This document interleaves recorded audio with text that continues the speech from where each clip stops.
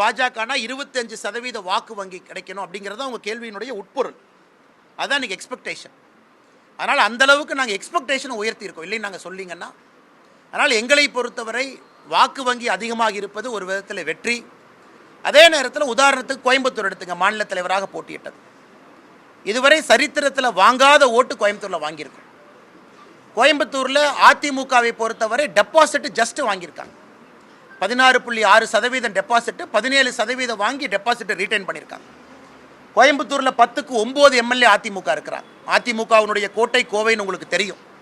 இதையெல்லாம் நாங்கள் சாதனையாக பார்க்குறோம். இதெல்லாம் எங்களுடைய சாதனை. நாளைக்கு காலையில் ஆட்சியை பிடிக்க வேண்டும் தமிழகத்தில் என்பது எங்களுடைய நோக்கம் இல்லைங்கண்ணா. அது நடக்காதுன்னு எங்களுக்கு தெரியும். இன்னும் உழைப்பு கொடுக்கணும், இன்னும் ரொம்ப தூரம் போகணும். இந்த நாவடக்கம், அதே நாவடக்கத்தோடு அவங்க பேசியிருக்கலாமே. அதே நாவடக்கத்தோடு அவங்க பாரதிய ஜனதா கட்சியினுடைய தலைவர்களை தொண்டர்களை மதிச்சிருக்கலாமே.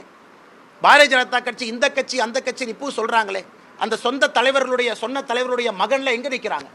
3வது இடத்துக்கு தள்ளப்பட்டு நிற்கிறாங்க. அதே தலைவர்கள் தானே சென்னையில் பேசினாங்க. அதையெல்லாம் ஏன் நாவடக்கத்தோடு அவங்க பேசலை? அதே தலைவர்களுடைய சொந்த மகன் அந்த தொகுதியில் எம்பியாக இருந்தவர் ஏன் 3வது இடத்துக்கு போகணும்? அதெல்லாம் கூட மக்கள் பார்க்குறாங்களே. எவ்வளோ ஓட்டு கம்மியாக வாங்கியிருக்காங்க.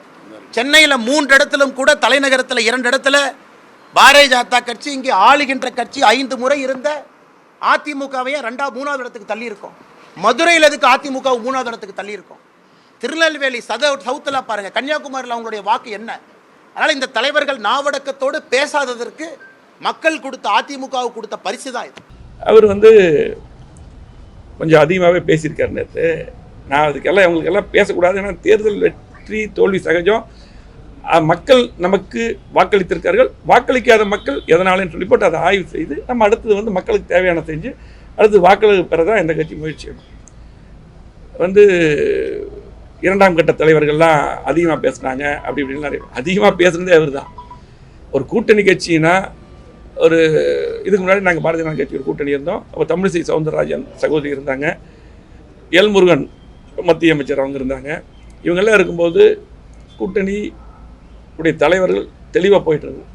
இவர் கூட்டணி கட்சி தலைவரான பின்னால் தான் பேரறிஞர் அண்ணாவை பற்றி பேசினார், அம்மாவை பற்றி பேசினார்.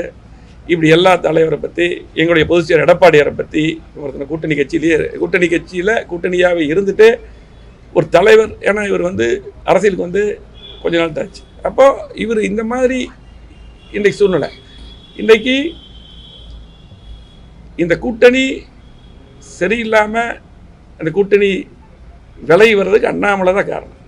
இன்றைக்கி இதே கூட்டணி இருந்தால் நீங்கள் 30-35 சீட்டுக்கு மேலே ஜெயிச்சிருக்கக்கூடிய வாய்ப்பு இருக்குது. எல்லாம் வெளிப்படையாக தெரியும். 2014 அண்ணன் சிபிஆர் இருக்கும்போது, சிபி ராதாகிருஷ்ணன் அவர் நிற்கும்போது இதை விட கூடுதலாக பர்சன்டேஜ் பாரதிய ஜனதா கட்சி வாங்கியிருக்கு.